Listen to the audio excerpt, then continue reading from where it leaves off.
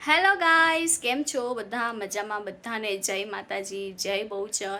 અને હમણાંથી વરસાદ પડતો નહોતો અને 3 દિવસથી વરસાદના અમદાવાદમાં ભૂક્કા પડી ગયા છે. આજે જે શનિવાર અને આજે બહુ જ વરસાદ પડી રહ્યો છે, તો અમે લોકોએ નક્કી કર્યું છે વરસાદમાં ચીઝવાળા આલુ પરોઠા બનાવવાના છે.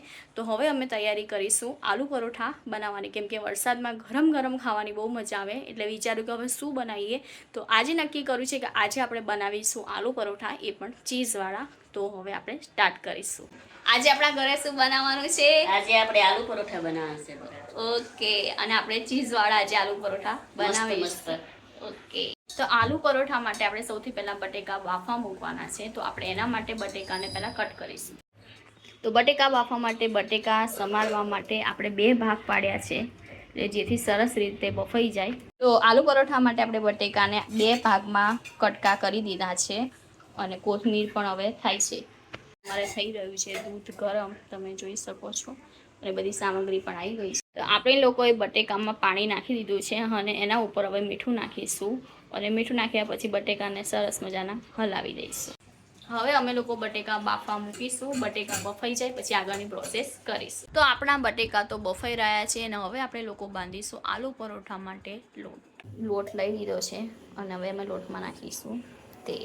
પરોઠા માટે અમારો લોટ બંધાઈ ગયો છે. આલુ પરોઠામાં લોટ હોય તે બહુ ઢીલો બી ના હોવો જોઈએ ને બહુ કઠણ પણ ના હોવો જોઈએ, મીડિયમ હોવો જોઈએ. અમારા લોકોના બટેકા બફાઈ ગયા છે. તો હવે આપણે લોકો બટેકાની છાલ કાઢી દઈશું અને પછી આપણે બટેકાને ઠંડા કરવા માટે મૂકીશું. એ ઠંડા થઈ જાય પછી આપણે તેનો માવો બનાવીશું. તો અમારા લોકોના બટેકા રેડી થઈ ગયા છે અને હવે આપણે તેને છૂટી નાખીશું. અને સરસ મજાના બટેકા બફાઈ ગયા છે. તો હવે આપણે થોડીક વાર પછી તેનો આપણે માવો કરીશું. અને માવો કેવી રીતે કરવાની તેની રીતે આપણે થોડીક વાર પછી કરીએ. તો બટેકામાં આપણે સૌથી પહેલાં નાખ્યું છે મીઠું. અને મીઠું આપણે બટેકા બાફતી વખતે પણ નાખ્યું છે, એટલે આમાં સેજ આપણે થોડુંક ઓછું નાખીશું. અને પછી આપણે નાખીશું તેમાં આપણે મરચું, લાલ મરચું નાખીશું. હજુ સેજ નાખો. ઓકે, બસ બસ બસ. પછી સેજ આપણે નાખીશું હળદર.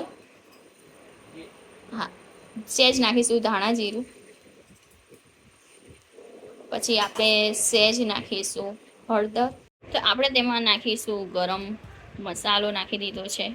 આપણે લોકોએ તે મસાલામાં બધું જ નાખી દીધું છે, તમે જોયું છે. હજુ તેમાં કોથમીર અને લીલા મરચાં નાખવાના છે, પણ આપણે પહેલાં આને બરાબર મિક્સ હલાવી દઈશું કે જેથી સરસ મજાનો માવો થઈ જાય મિક્સ. હવે આપણે એમાં થોડાક લીલા મરચાં નાખીશું અને માવો આપણે બહુ સરસ મજાનો મિક્સ થઈ ગયો છે, જોઈ શકો છો. સેજ બી ગઠ્ઠા નથી બટેકાના, કેમ કે આપણે ગઠ્ઠા રાખ્યા જ નથી, એકદમ કરી દીધો છે. અને ઉપર આપણે નાખીશું કોથમીર, એટલે જેથી કોથમીરનો સ્વાદ અને ટેસ્ટ સરસ આવે.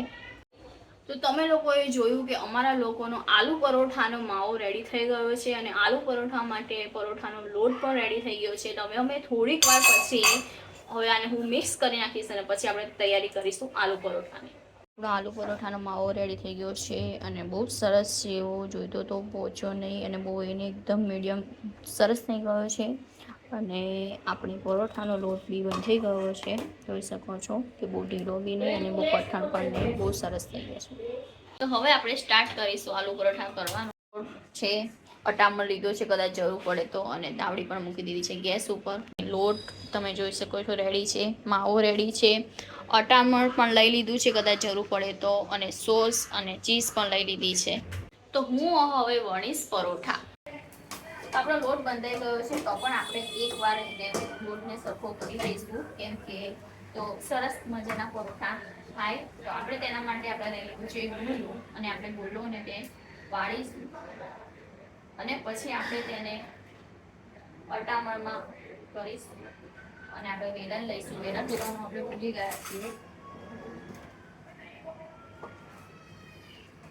અને આપણે હવે વણવાના ચાલુ કરીશું પરોઠા. સેજ સેજ અટામણ બી લેવાનો.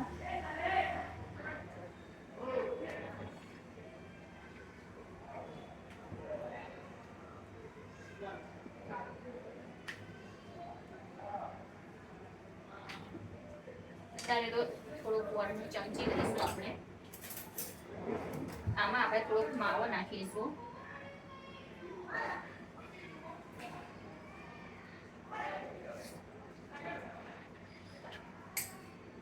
માવો નાખી દીધા પછી આપણે તેને એમ કરીને ગોળ વાળી દઈશું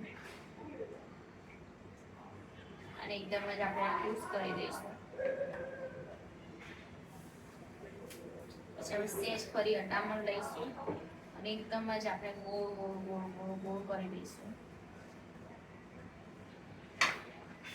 અને પછી આપણે ફરીથી વણીશું. પણ આ પરોઠા સીલ ધીરે ધીરે વણવાના, કેમ કે તેમાં હવે નાખી દીધો છે માવો, કે જેથી તે પરોઠા ફાટી ના જાય. કેમ કે લોટ સેજ આપણો પાતળો હોય આમાં, જેટલા વણાય એટલું વણવાનું.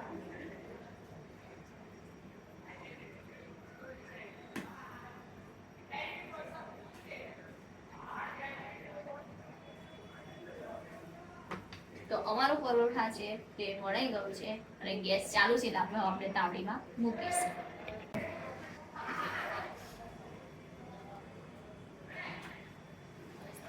લોઢીમાં મુકાઈ ગયા છે, હવે આપણે શેકીશું. તો ગેસ ચાલુ છે અને આપણે હવે ધીમા તાપે તેને કર્યો છે અને એકદમ કડક શેકીશું, એટલે બધાને બહુ ભાવે છે કડક. તો અમારા લોકોના પરોઠા શેકાઈ રહ્યા છે, તમે જોઈ શકો છો, અને સરસ મજાના કડક જ કરવાના છે, એટલે સરસ મજાના થઈ રહ્યા છે. તો અમારો પહેલો આરો પરોઠા રેડી થઈ ગયો છે, તમે જોઈ શકો છો, અને બીજો અમે ગેસ ઉપર મૂકી દીધો છે. અને આવી ગયો છે શુભમ, અને રેનકોટ પહેરીને આવ્યો છે. કેવો છે વરસાદ શુભમ? ધીમો ધીમો આવે છે.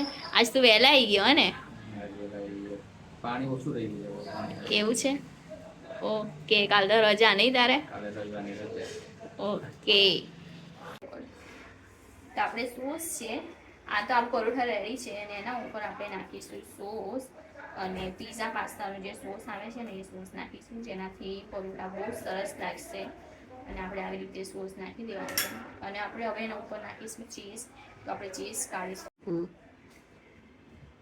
તો આપણે ચીઝ હવે આપણે ખોલી દઈશું અને આપણે ચેક પણ કરતા રહીશું આપણું પરોઠું, અને આપણે ફેરવી બી લઈશું.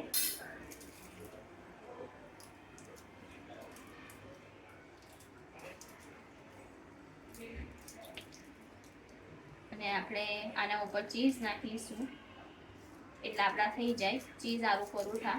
એમાં ચીઝ નાખી છે એટલે આપણે થઈ ગયા છે ચીઝ આલુ પરોઠા રેડી. તમારે જેટલી ચીઝ નાખવી હોય એટલી ચીઝ તમે નાખી શકો છો. ચીઝ આલુ પરોઠા રેડી થઈ ગયા છે. તો આજે આપણે ચીઝ આલુ પરોઠા બનાવ્યા છે અને હાર્દિકભાઈ ખાઈ રહ્યા છે. તો આપણે એમને પૂછીએ કે કેવા લાગ્યા પરોઠા એમને. લાગ્યા હાર્દિકભાઈ આલુ પરોઠા? બહુ મસ્ત બન્યા છે. સારા બન્યા છે ને? તો ઓફિસે ઘરે આવી ગયો છું અને પૂજાને આવીને મેં પૂછ્યું કે આજે જમવામાં શું બનાવ્યું છે, કેમ કે ઓલરેડી બહુ ભૂખ લાગી હતી મને આજે. તો આજે જમવામાં તો બહુ સરસ બનાવ્યું છે. આજે ચીઝવાળા આલુ પરોઠા છે, તો ખરેખર બહુ મજા આવશે ખાવાની. તો પપ્પાએ જમી લીધું છે, તો આપણે ચલો પૂછીએ કે પપ્પાને કેવા લાગ્યા આલુ પરોઠા. તો આપણે જોઈ રહ્યા છીએ બહાર. પપ્પા જમી લીધો? કેવું લાગ્યું? મજા આવી? મજા આવી ને? જમી લીધું હાર્દિકે? ઓકે. તો પૂજા અને મમ્મી આલુ પરોઠા બનાવે છે, તો આપણે જઈને પૂછીએ. શું પૂજા, અમે બસ જો કેટલા બાકી છે જી? જો તારા થઈ ગયા છે રેડી. તારે ઠંડા ભાવે છે એટલે તારા કરી બનાવી દો, આપણે જોડે જ બેસીએ. એટલે તારા થઈ ગયા, તું બેસી જા. તારા ચા રેડી કરી નાખે છે. 4? ઓ બાપા, વધારે બનાવી દીધા. ચા તો તું થઈ જઈશ. 4 એમ?